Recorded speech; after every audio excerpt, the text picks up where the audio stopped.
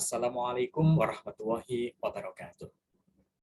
Pada kesempatan ini kita akan melanjutkan terkait dengan pembelajaran kita, yaitu pada mata kuliah Sistem Pendukung Keputusan, di mana pada kesempatan ini kita akan belajar metode Simple Additive Weighting, ya, atau yang terkenal dengan istilah SAW. Nah, metode Simple Additive Weighting itu merupakan salah satu metode dalam penentu keputusan, gitu ya, di mana di dalamnya akan ada proses penjumlahan yang terbobot. Nah, jadi penting nanti dalam prosesnya ketika kita belajar menggunakan metode SAW dalam menentukan suatu keputusan, maka harus tahu bobot-bobot yang akan diberikan dari setiap kriteria atau atribut atau parameter yang akan digunakan. Coba kita lihat. Nah, overview sedikit gitu ya terkait dengan metode SAW. Nah, metode SAW merupakan salah satu bentuk gitu ya, metode proses penjumlahan terbobot. Nah, jadi nanti kita akan menjumlahkan dari kriteria-kriteria yang sudah terbobot semuanya. Konsep dasarnya pastinya kita akan melakukan penjumlahan terbobot dari rating kinerja pada setiap alternatif dalam setiap atribut. Nah, nama lainnya atribut itu nanti kriteria atau yang bisa kita gunakan parameter.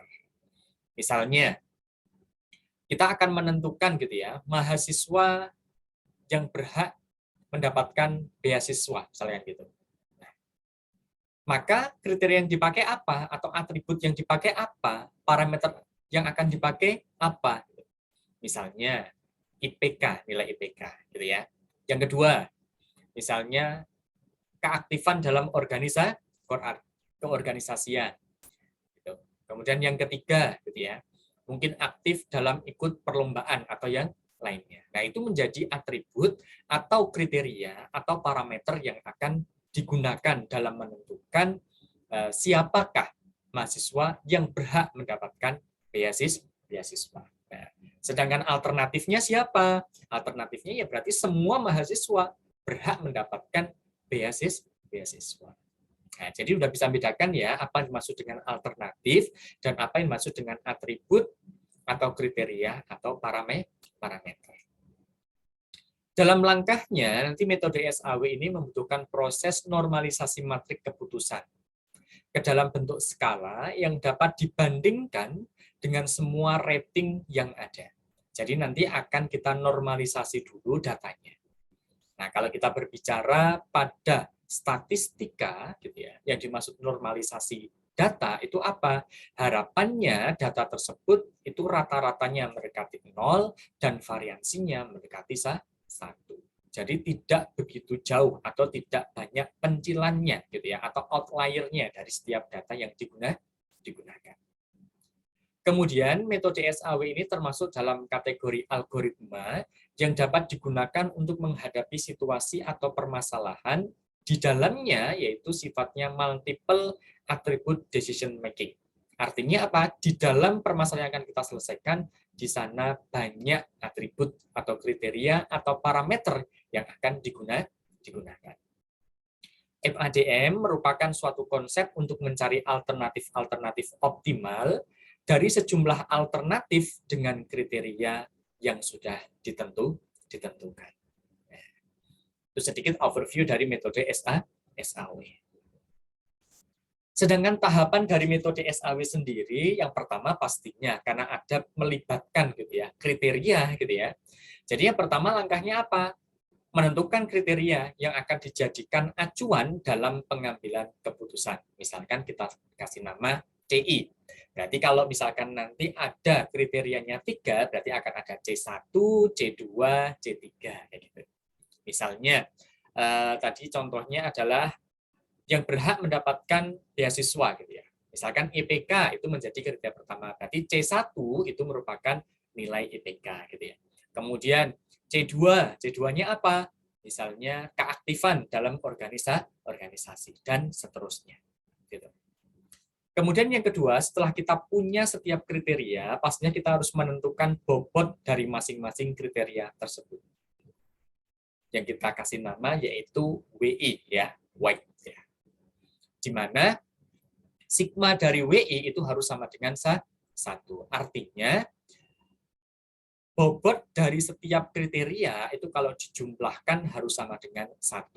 Atau prosentasenya harus 100%. Gitu. Misalkan ada 3 kriteria gitu ya. Misalkan yang satu adalah 35%, yang kedua 35%, berarti yang ketiga mau tidak mau harus 30%. Kenapa 35 tambah 35 ditambah 30 jadinya 100%. Nggak boleh lebih dari 100 itu. Gitu ya. Kemudian siapa yang akan menentukan bobot ini gitu. Nah, yang harus menentukan bobot ini adalah penentu keputusan. Gitu. Bukan siapa-siapa. Berarti yang akan menentukan keputusan itulah yang memberikan bobot.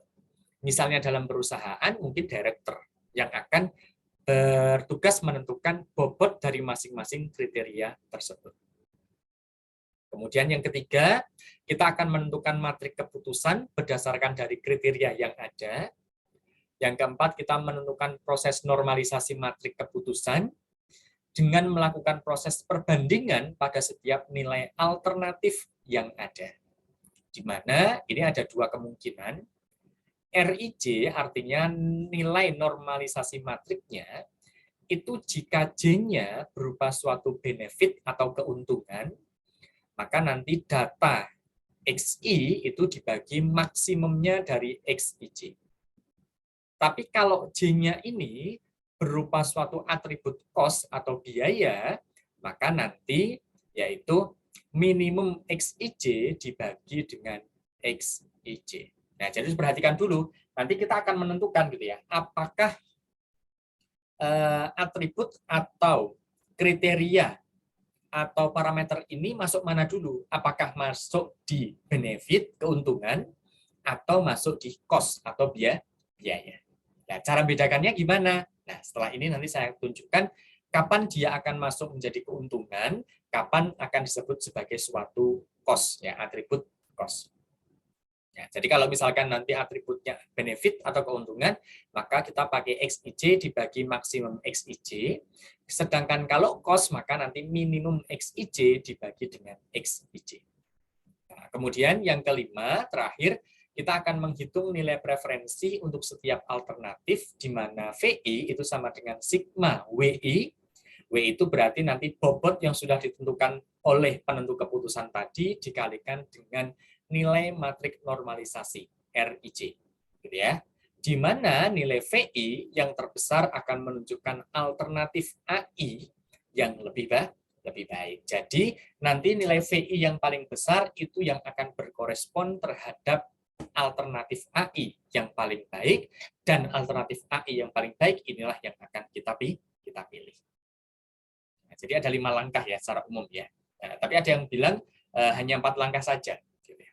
Tapi ini saya jabarkan menjadi 5 langkah. Nah, coba kita lihat yang dimaksud dengan konsep atribut benefit dan cost itu apa gitu. Nah, kalau kita tahu bahwa untuk menentukan normalisasi gitu ya, ketika RIJ itu sama dengan XIJ dibagi maksimum dari XIJ itu dengan syarat apa? Atributnya berupa benefit. Sedangkan minimum XIJ itu akan dibagi dengan XIJ dengan syarat apa? Ketika atributnya berupa cost atau biaya. Nah, yang dimaksud benefit itu apa?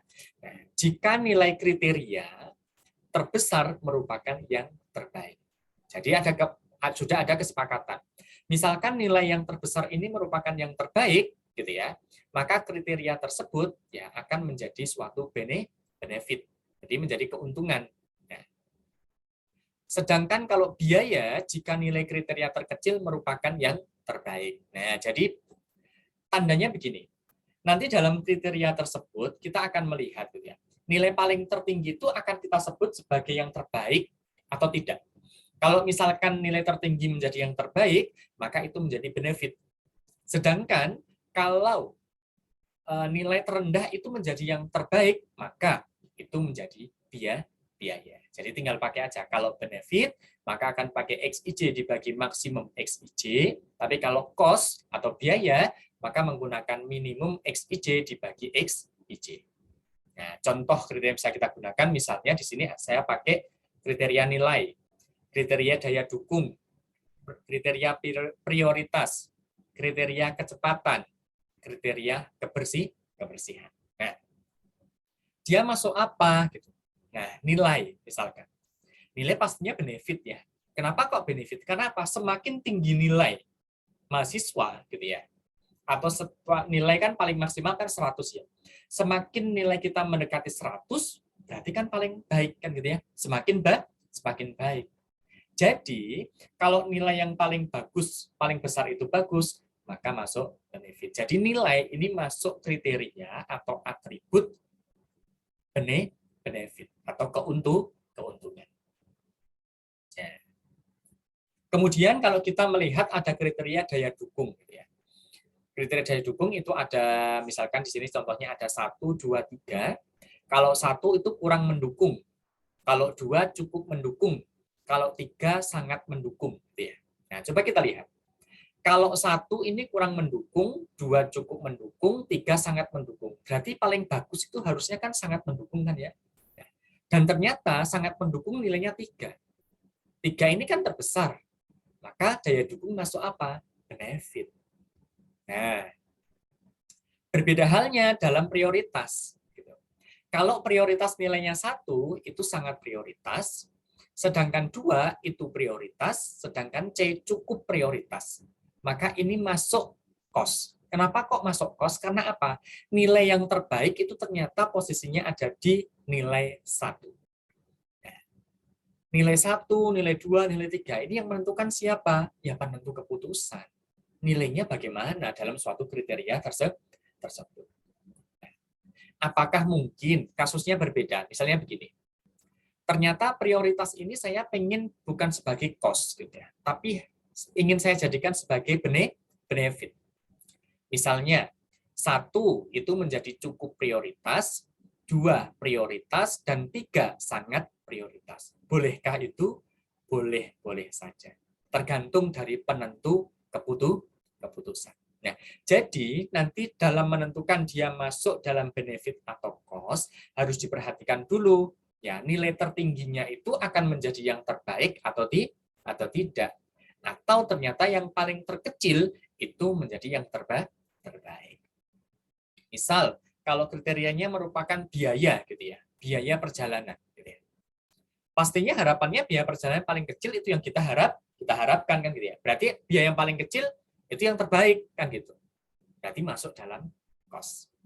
Atau pengeluaran. Ya, pengeluaran. Harapannya pengeluaran sedikit itu kan lebih baik ya daripada pengeluarannya banyak kan gitu. Ya, jadi pengeluaran masuk dalam apa? Dalam cost. Sedangkan kecepatan di sini benefit karena apa?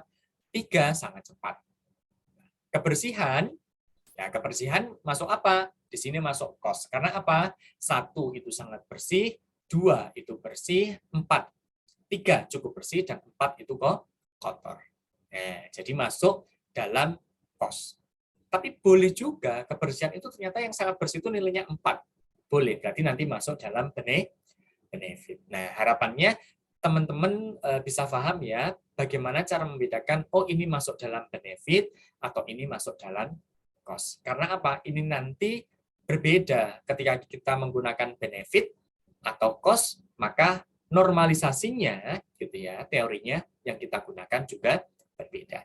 Kalau benefit nanti menggunakan yang maksimum XIJ, kalau masuk cost atau biaya itu menggunakan minimum XIJ. Itulah terkait dengan pengantar dari teori simple additive weighting atau SAW. Semoga bermanfaat. Terima kasih. Wassalamualaikum warahmatullahi wabarakatuh.